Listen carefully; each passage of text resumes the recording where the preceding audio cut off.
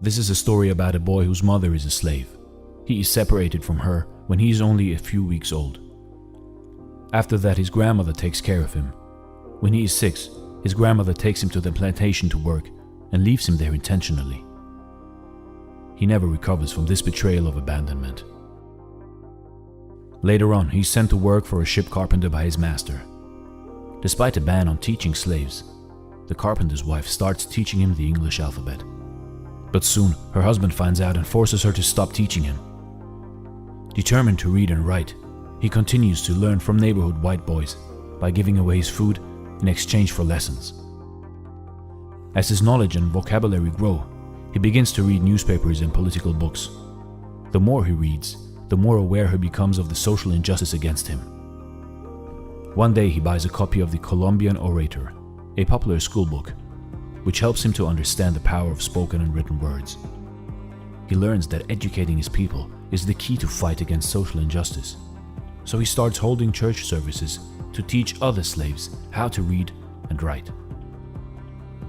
His weekly services grow in popularity, with over 40 slaves attending, but soon angry slave owners shut down his class. He gets sold to a new master. His new master is a monster in form of a human being. He enjoys whipping his slaves who won't follow orders.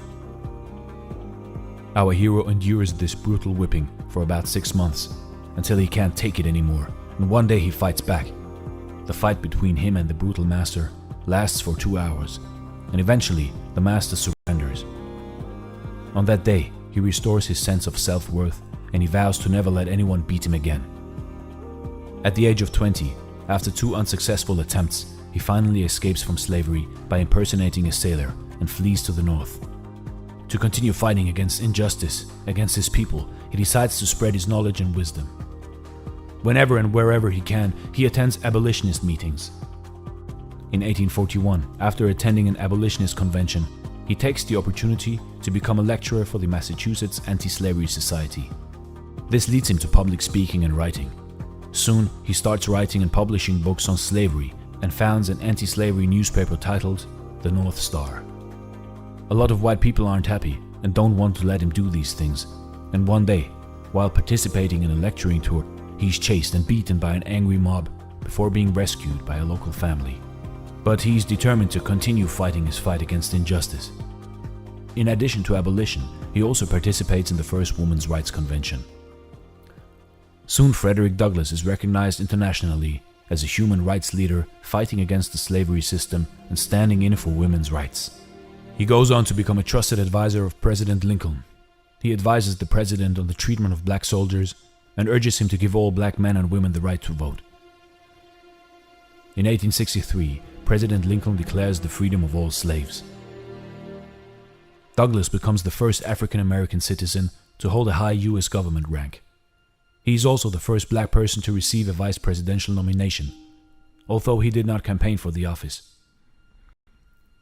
He keeps on inspiring people to use the power of education to effect positive change in themselves and society. His words will inspire future presidents and inspire those who will fight for justice after him. Frederick's journey teaches us to never give up in the face of adversity. Frederick Douglass once famously said, "If there is no struggle, there is no progress."